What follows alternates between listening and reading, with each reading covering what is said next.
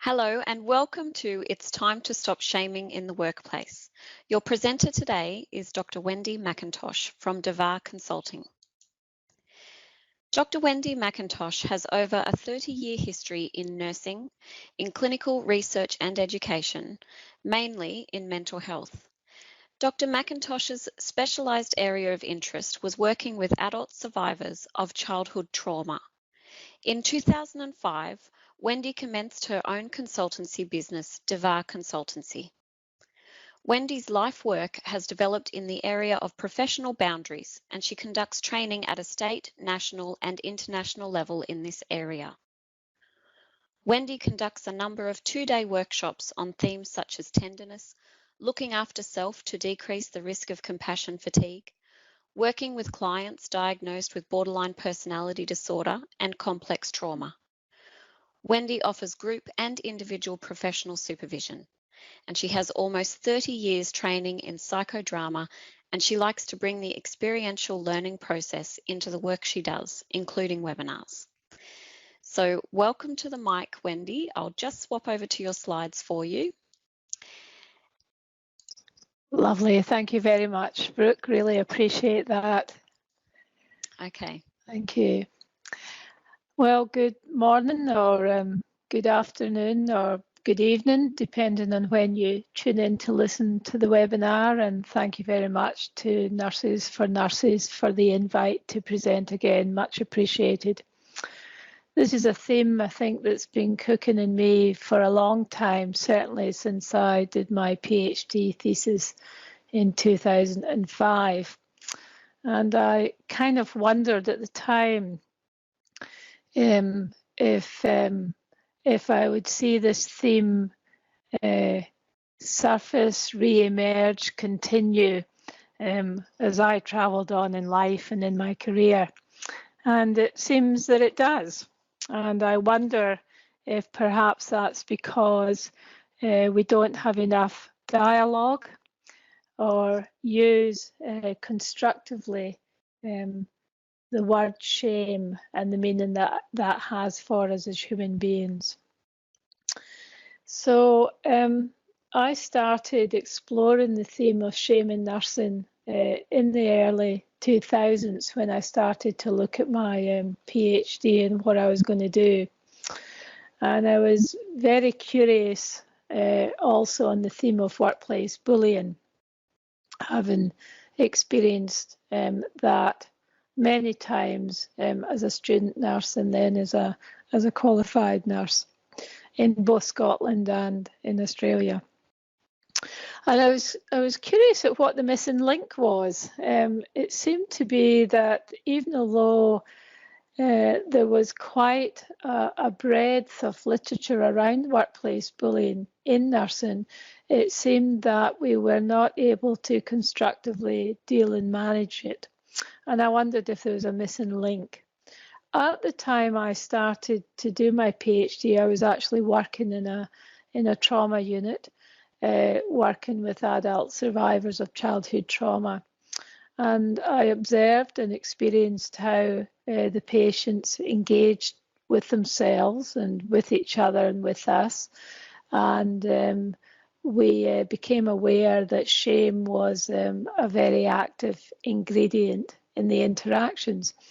And when I took this on board and then started to watch myself and colleagues interacting with ourselves and with students and with patients, I thought, aha, this is very similar to what I'm experiencing in the work that I'm doing here with clients.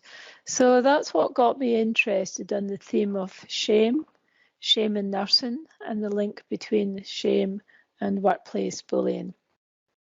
So let's travel on this bit of a journey together.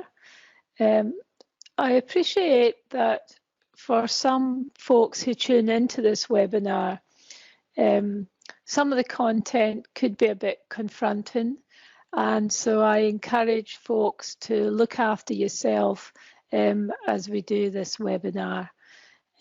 Keep breathing, keep a focus on yourself, because I know that when we start discussing workplace bullying And we talk about shame. Sometimes that can cause a sense of disquiet within oneself. One of my other roles, as well as doing workshops, is I see a lot of individuals who've come to the attention of APRA or OHO, and I help develop education plans or supervision mentoring plans for them. They come to me as a consequence of a complaint that's happened. That might be a complaint around professional behaviour or practice, something like a medication error or professional boundary transgression.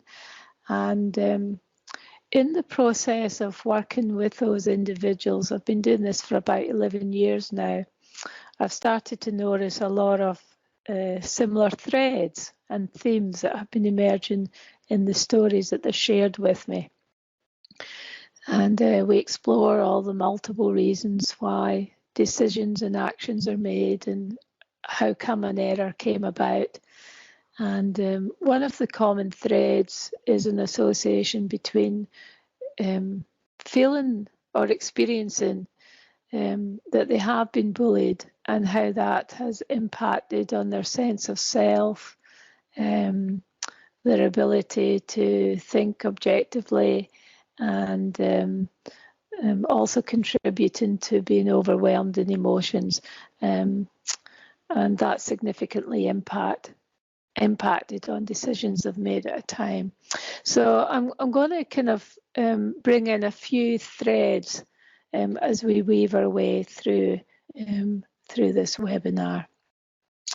So to do that, we do need to look at shame and the many different ways that shame present to us as human beings. Shame is innate in all of us. Shame is a human condition. It's also shared by some animals in the animal world as well. But I'm going to talk, obviously, about shame for human beings. Shame has many faces, and one of the paradoxes about shame is that we cover our face when we experience shame. This is an involuntary response. We do it without thinking. Something gets triggered in us. And one of the responses we have to that experience of shame is we want to cover up. So we put a hand over our eyes or hands over our face. We might turn our face away so that people cannot see us. What is it that we don't want them to see is less clear for us. And one of the paradoxes about shame is that when we're in pain, which shame is associated with, then we want to be seen, but we don't want to be seen. So there's this real role conflict that happens within us. Shame has many shades. We talk about the blush of shame. The experience of shame can start off with a sense of feeling embarrassed, humiliated, shamed. And the level of the blush, again, is very much individual. I know for myself, I blush very, very easily and very quickly. Some people, that blushing effect may take a bit longer to get going in them. But the deeper we go into shame, the deeper the blush, usually on the facial area, the neck area, and the top part of the body. In fact, there's been a book written about our blush and the faces of shame, published in 2005 by Elizabeth Probyn was the author. And if you want to explore shame and the blush of shame more, it's a fantastic book that she's written. And from her book, Probyn writes, shame does show on the skin and the communication of it is heightened by the explicit gestures such as hiding the face in one's hands. But more crucially, it is caused by others seeing one from being found out. So this is something that goes very deep into who we are, deep into our psyche as a human being, deep into our professional identity as a nurse. Shame has many body postures as well, and as we travel through this webinar, I just want to invite you to be conscious of what your body does in response to what I bring forward. Again, when we're experiencing the kind of exquisite pain that can be shame, we want to hide our bodies. We turn our head down, our shoulders sink, maybe we cross our arms, maybe we turn away. These are all ways that researchers tell us is us trying to protect ourselves from being seen, from being found out. The objectives of this session are to gain an understanding of the link between workplace bullying and the experience of shame, to gain knowledge about the compass of shame in a bullying context, to develop the ability to recognise how the experiences of shame triggers our flight, fight and freeze responses, our survival mechanisms, and to develop strategies in the moment and longer term to look after ourselves when we experience shame. So again, I want to just say that shame is innate within us. It is a human condition. It was identified by early researchers who looked at the body and what it does in the 1950s. Shame is one of the 11 affects that we have, affect being the expression, the emotions which we show in our faces. Shame is up there with love, with anger, with fear, with guilt. It's in us as a human being. When shame, when we experience shame as something to be scared of and something that we need to hide away from and cover up from, then shame becomes toxic for ourselves and for our relationships with others. When we can appreciate that shame is actually a really important part of who we are as a human being, then we can move towards healthy shame. And it's healthy shame that I want us to move towards when we're looking at addressing shame within nursing, especially in relation to bullying. As you may not be surprised about, finding literature about shame in nursing is pretty difficult. However, I am pleased to say that since I had my thesis completed in 2005, there has been more appearing in the literature around shame in nursing, and this is very good. If we want to address something, then we need to be able to dialogue about it, to explore it, to have meaningful and robust conversations. So a couple of researchers have explored shame and nurse education and found important links there between the ways and how students get taught things that may have been said to them when they were learning. And I remember one of the first times when I experienced shame in nursing. I was a student nurse way back in Scotland, 1980s.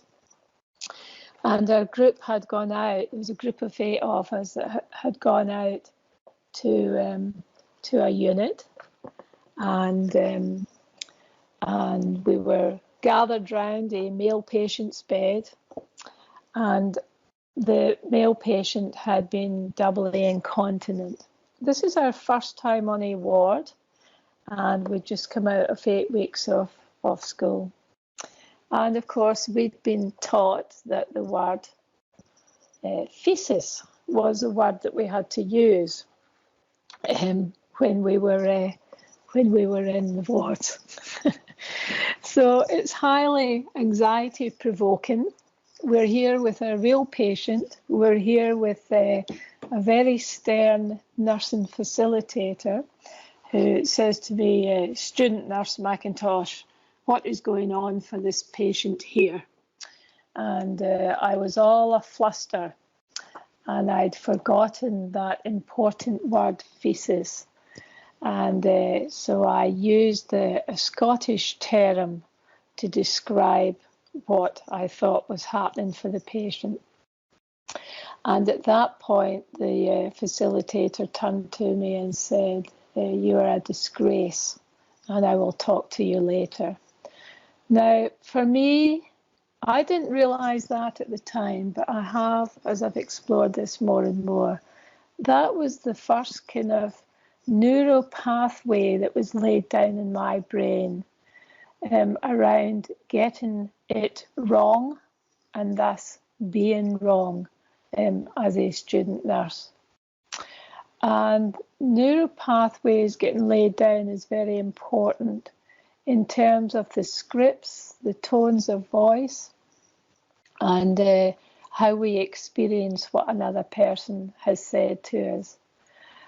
And for me, in different ways, in many years, when I experienced that I was being criticised about something, whether that criticism was valid or not, where my survival mechanism went to was right back to that first harsh comment and criticism. And the shame that I felt then revisited me at numerous times when I heard other people use a similar tone of voice, or when I heard other people make that criticism of me. And so the research by these authors have also highlighted that when student nurses experience being shamed in the education setting, it really does affect them as they travel through the nursing journey. When we look at bullying and how people engage with each other in the workplace, in the wards, in the units, and just that sense of not being respected, being disrespected. Actually, I'm going to read something from one of my theses, which I think summarises up a lot of Felbinger was saying. This is a comment from one of the participants in my study, and she was a university grad, and this was her coming into a graduation programme. This is what she was met with. You're a uni grad. And she instantly started telling me that I was never going to be a real nurse, that I was stupid to go through university. It was a personal attack. I don't want to work with you. You're going to be useless. She hadn't even seen me with patients. Then she asked where I usually worked, and I said in the community. Well, I was stupid. I was this. I was that. It was truly a personal attack. Again, for the nurse that was in this study, that really set down a message for her in her brain around choices that she'd been making around her nursing career. And when I talk with nurses who come and see me to do the education programs, a lot of them experience this sense that they didn't quite meet the bar that had been set by the person that had spoken to them, that somehow they weren't good enough, that somehow they weren't up to scratch. And it really affected their sense of self when they went to work, especially when they were working in a similar shift with that person. It really affected decisions that they had to make. They started to question those decisions. And I think as human beings, when we start to lose confidence and competence in what we're doing and things that we've, had a really good history of doing, then our mind starts playing kind of tricks with us, and things that we know really well, suddenly we start to stumble and falter over. Some of those nurses that I've seen have been practicing for well over 20 years. Things that they were really experienced and skilled at. And then through a series of behaviours in the workplace that had led to them questioning themselves, just started to stumble and falter in their decision making. Another area that I've seen, and another area that's been reported on in terms of shame in nursing, is for our colleagues where English is a second language. And so they're working very hard to understand the nuances of the things that we say, for example, here in Australia, and how we communicate with each other in terms of the language that we use around patients, patient care, nursing involvement. And, as human beings, we want to be able to understand, we want to be able to get it right. And when we're struggling to understand what's going on, that can lead us to believe that somehow, again, we're not up to scratch and question, and can lead us to experience this sense of shame. Nursing and medication errors. This is an older research. It was done in 1994, where Ardent found that there was a strong link between shame, the experience of shame when nurses made a medication error, and they had to face disciplinary matters because of that. UK study. Well, I would support that when I've seen nurses because of medication errors. They talk about a professional kind of wound, a professional wound that they've experienced because of a mistake that they made. One mistake in 30, 35 years of nursing that has led to a series of events, and then having to do some medication education with me. They talk about being affronted, they talk about feeling ashamed, they talk about how difficult it is to talk about what happened with other people, a fear of how other people will look at them, how their colleagues will view them because of what happened. Only one mistake which leads them to this deeper place within themselves where they question a place of shame. Unresolved trauma experienced in workplace ambulance personnel.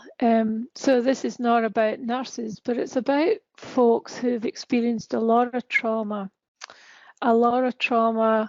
in terms of the work that they had to do.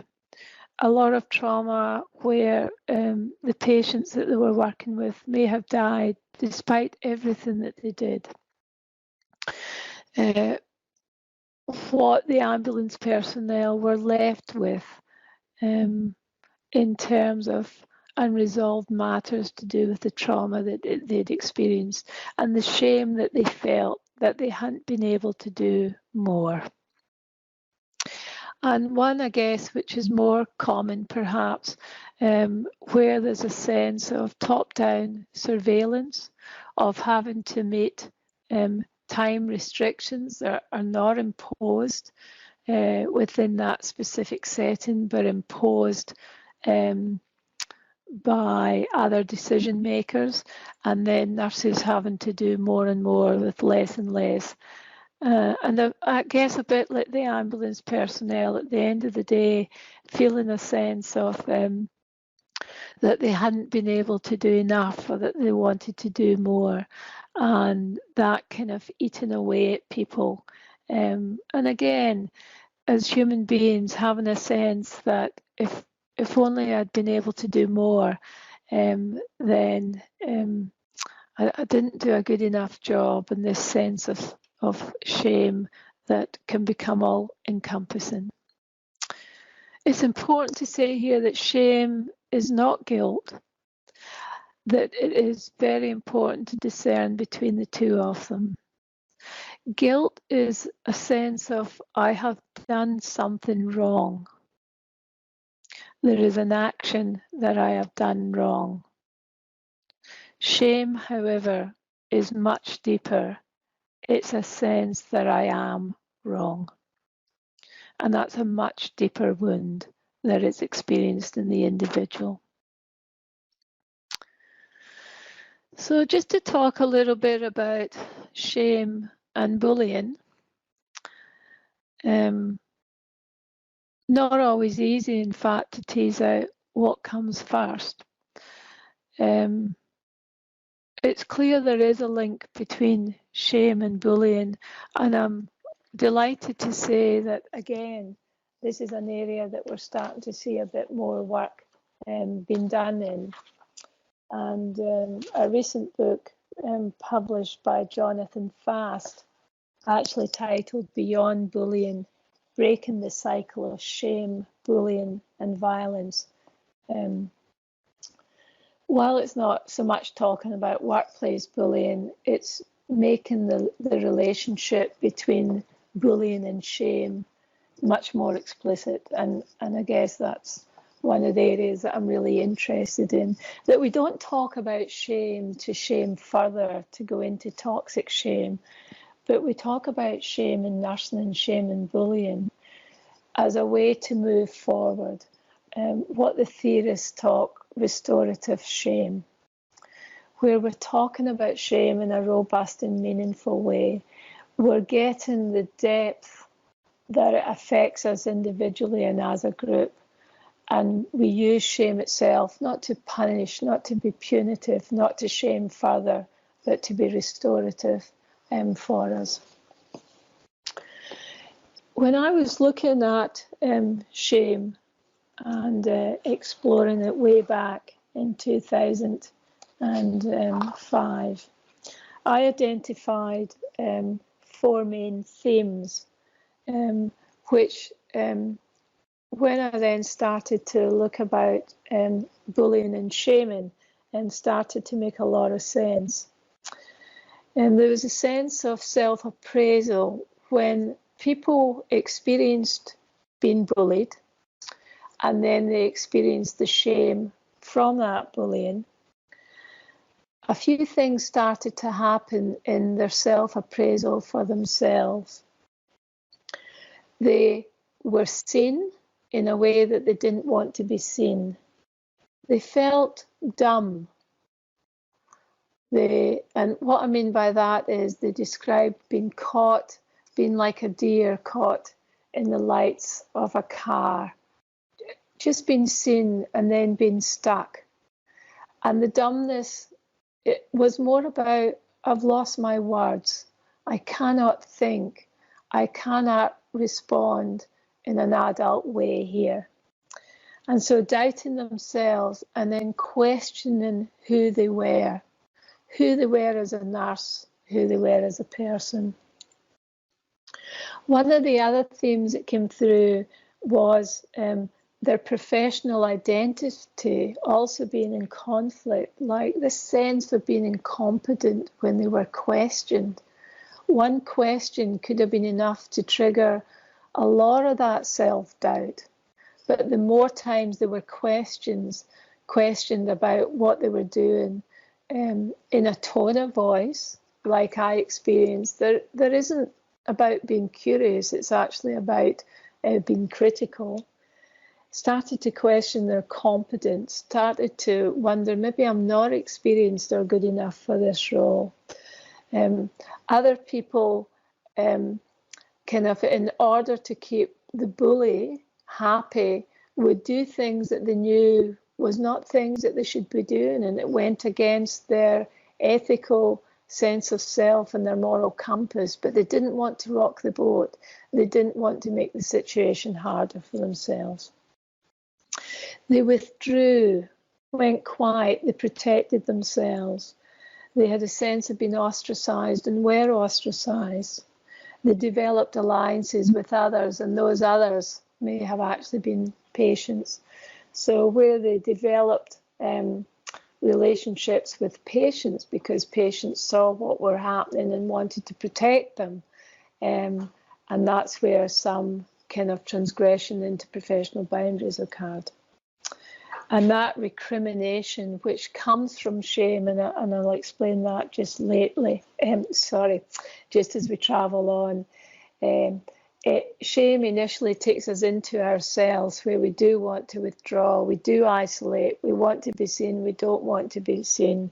We're doing a lot of negative self-talk. We're starting to believe that the other people might be wrong. And in fact, that other people might be wrong. Gosh, that's really interesting. Wow, Freud would have a good time with that. We start to believe that the other people are right and that we're wrong, and that takes us much deeper into our sense of self. A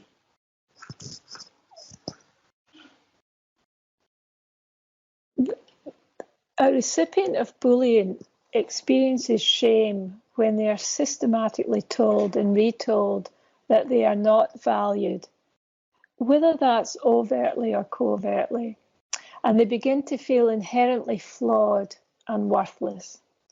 In the experience of shame, there's a number of options as per the compass of shame that we'll go to soon. Ironically, one then joins with the aggressor, and the self-loathing turns into a rationalization of they must be right and I am wrong. And so that cycle of shame gets deeper and deeper, and the self-loathing gets deeper and deeper. They internalize the shame and the loathing, consciously knowing that what they're doing is wrong, but seemingly unable to stop what is going on. This internalized shame becomes more excruciatingly painful and more difficult to bear. So we do what human beings do best. We survive, and then they start to get angry. They get pushed to the edge, and so they start to act out the anger. And in a way, unbeknownst to themselves, and certainly not deliberately, they actually become the bully, the perpetrator themselves. And then people can stand back, the initial aggressor can stand back and go, well, there you go, there's the evidence, there's the proof. I told you all along that this person had issues. What an awful situation to find oneself in, that when one moves to protect oneself, one actually then gets accused of being the bully. The compass of shame has been around for a long time, developed by a gentleman by the name of Nathanson, who's done a lot of work in looking at shame. And he determined that in that experience of shame, when it becomes excruciating, when it becomes painful, we want to get rid of it. We don't want to experience shame. No one does. So we want to get rid of it as best we can. So one of the ways that we do that is we withdraw, we isolate, we run away and hide. I don't mean physically, although that can happen, but we run away and hide within ourselves. We attack ourselves, so we start to believe those comments and we start to give ourselves a hard time. We avoid going to the workplace. We avoid working with that colleague or those colleagues. We do just about anything to not be in the same space as them. Perhaps if the pain of shame is deep and painful enough, we find other ways to look after ourselves that end up with even more disastrous long-term effects for us. That can include turning to alcohol, turning to substance abuse, ways that human beings have known for centuries to dull pain within themselves. And nurses, as human beings, we will find our own ways to dull that pain within ourselves. Or we attack others, we turn the tables, we blame the other person, we lash out physically or verbally. And yes, I've experienced that myself when I've felt extraordinary angry towards someone who I felt has given me a hard time. We do. This is part of being human. And when we start to talk about it, more with ourselves, with a trusted other, we seek counsel, we seek professional supervision, where someone can talk to us and say, hold on a minute, let's just reverse up a little bit. Let's just explore what happened that's got you to this point, that we can start to make sense of what happened. A comment that was made to me in 1980, my first day on a ward, revisited me time and time and time again as a nurse. And it wasn't until I started to explore that initial setting down of that neural pathway around how wrong I got it, which to me I then interpreted to mean how wrong I was, to be able to revisit that and go, hold on, that was not okay.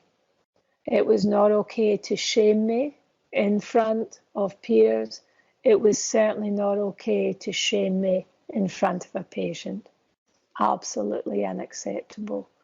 And when I was able to make sense of that, and then make sense of how I'd made sense of things that had been said and done to me over the years, I was able to turn what had become an unhealthy and toxic shame in myself into the restorative shame that I can now work with.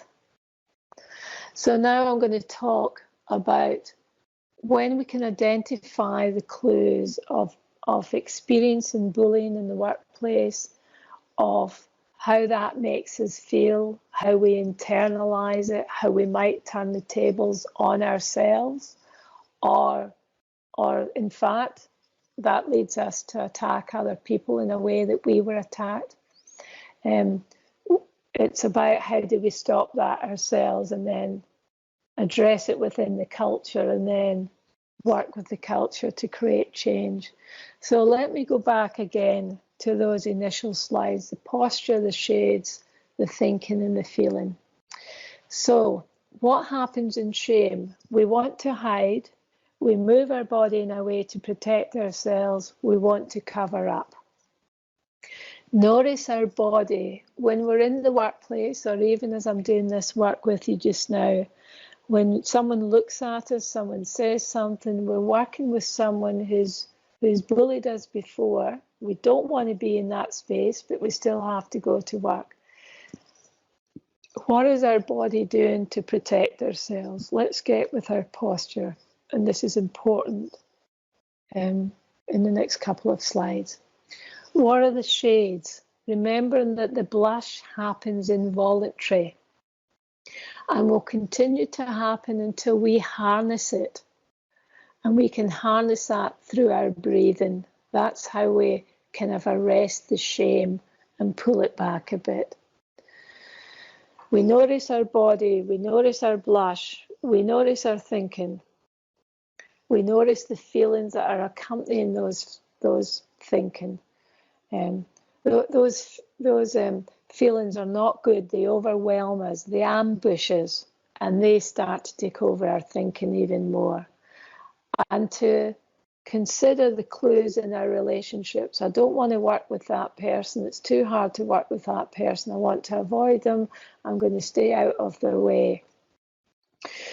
Now, if we keep doing that, and it's understandable why we do, it's about surviving, but we're actually telling our body, and especially in the area in our brain called the limbic system, that we don't have a lot of power.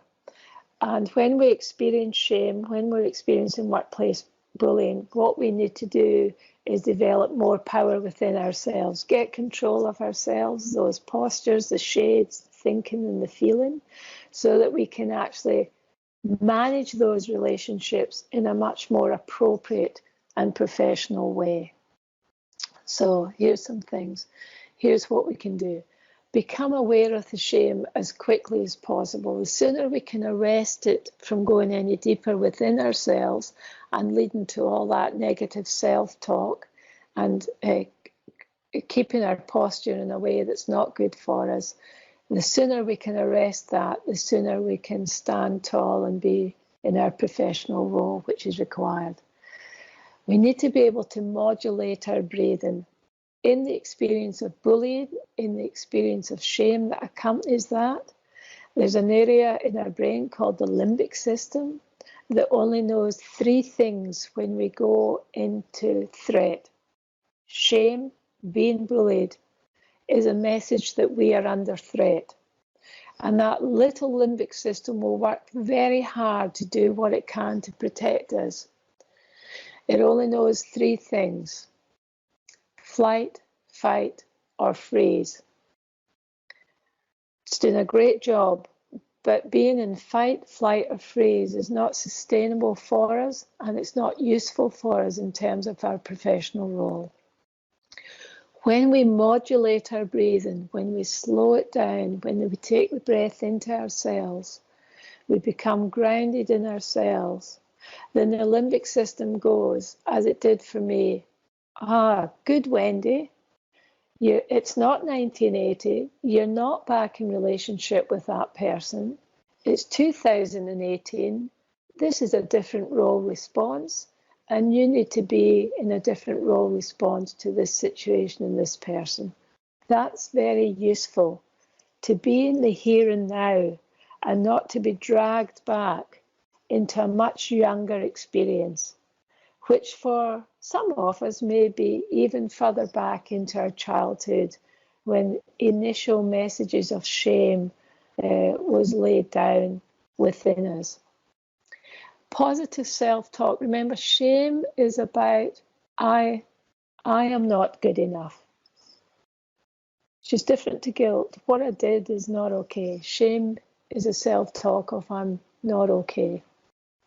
So even that simple message, which is not always hard for us to get cooking in us in shame, but even that simple self-talk of I am okay, again resets the limbic system to go, yep, you are. You're breathing. You've modulated your breathing. It's controlled. I hear you tell me that you're okay, and you are. So you know what? The limbic system then stops sending out our stress hormone called cortisol.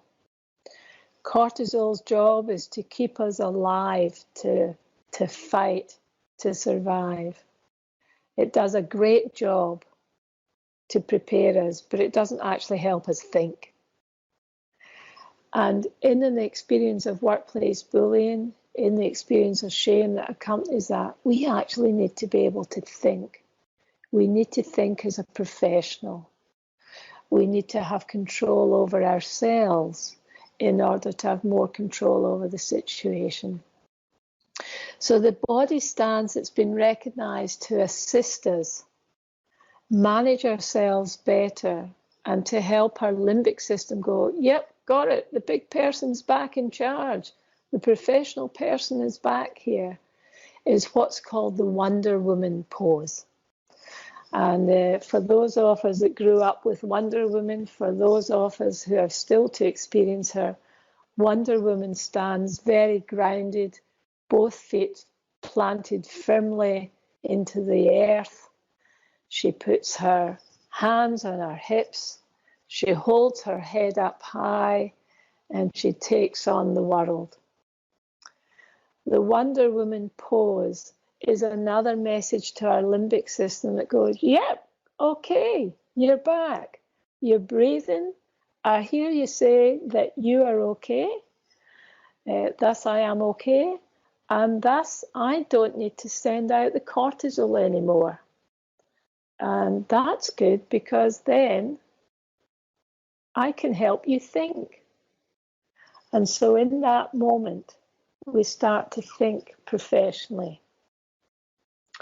And I think then when we bring in the professional codes and ethics, which are there to support us, are the foundation stones of what we do, we can then hold ourselves differently with that person who we've assessed to be the bully or the aggressor towards us.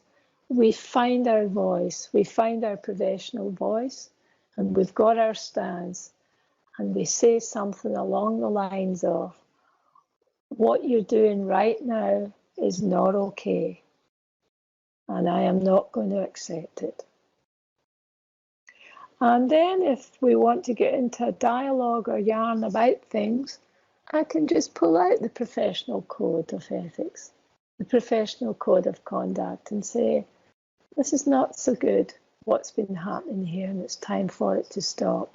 Now, each of us have to find our own script, our own language, our own way to say things. The important thing is to say, stop. This is enough now and no more. To find a tone of voice that's not critical, to find a tone of voice that's not punitive, but a tone of voice that sets the boundary. This is enough now. This is not acceptable.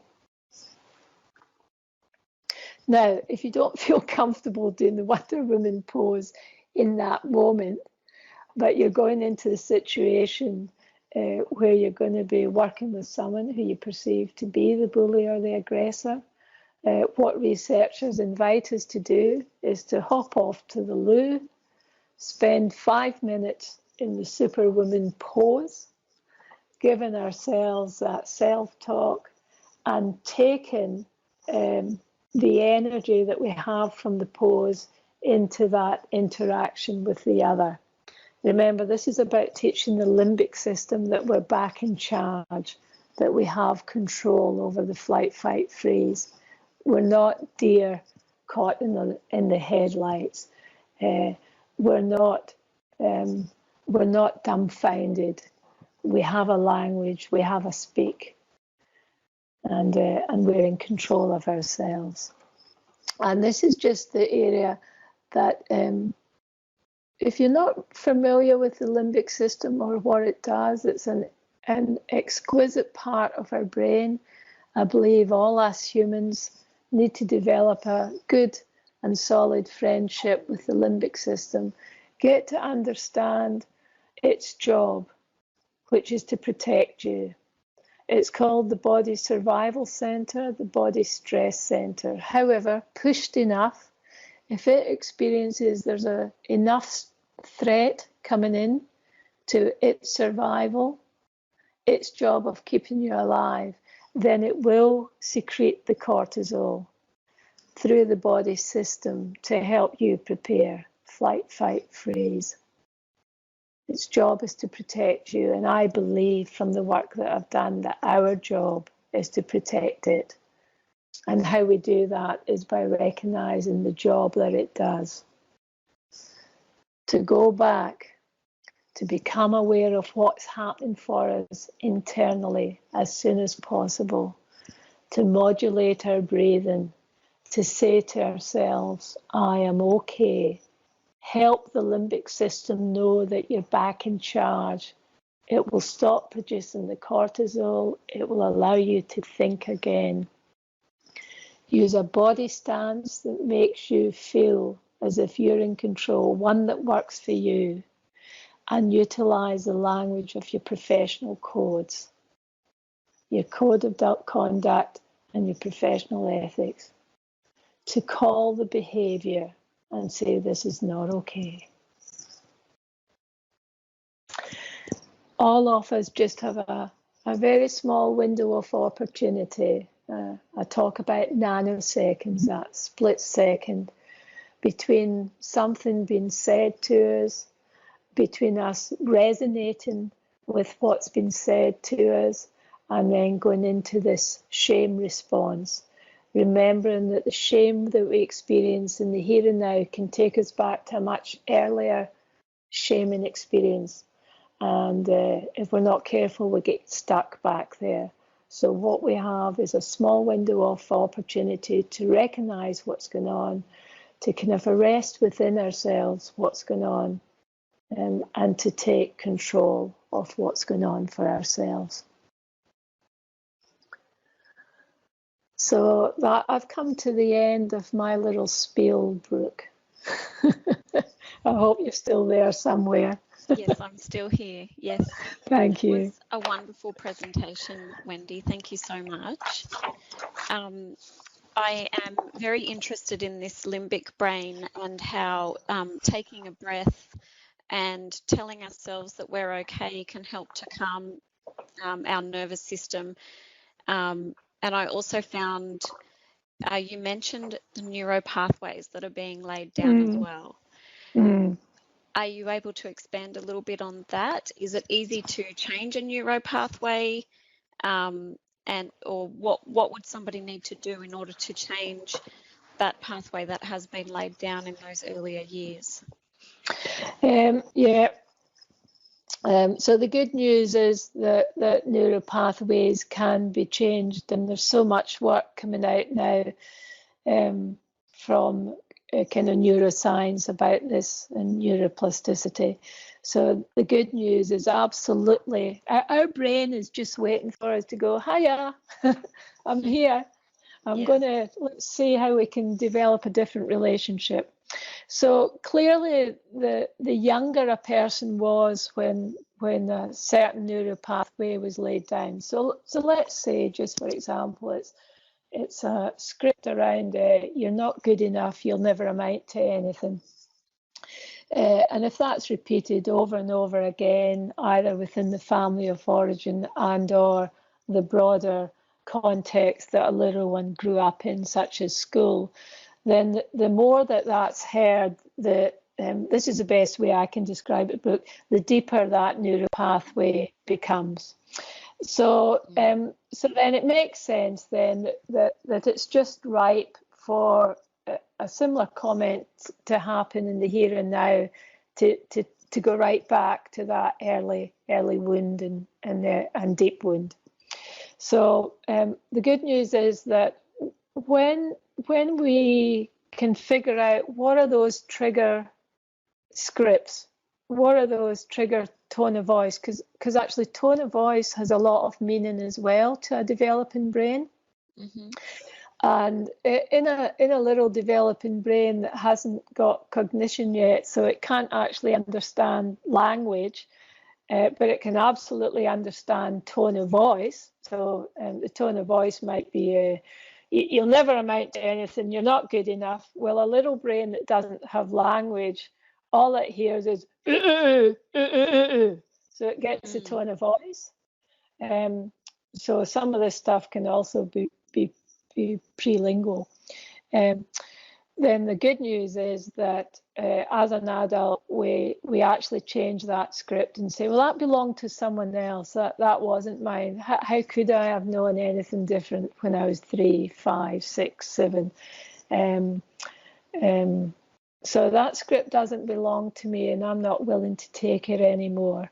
And then we have to change that script to say, you know what, I'm doing okay. I'm doing pretty good. You know what? Oh gosh, I've got a degree. Oh goodness, I've got a job. You know, whatever works to try and erase that older script, which can be quite deeply enmeshed into the core of who we are and who we believe we are. It sounds like when working when you're experiencing bullying in the workplace, which many of us have, and myself included, that it becomes a journey of self-discovery in a sense as well. Yes, yes. I think,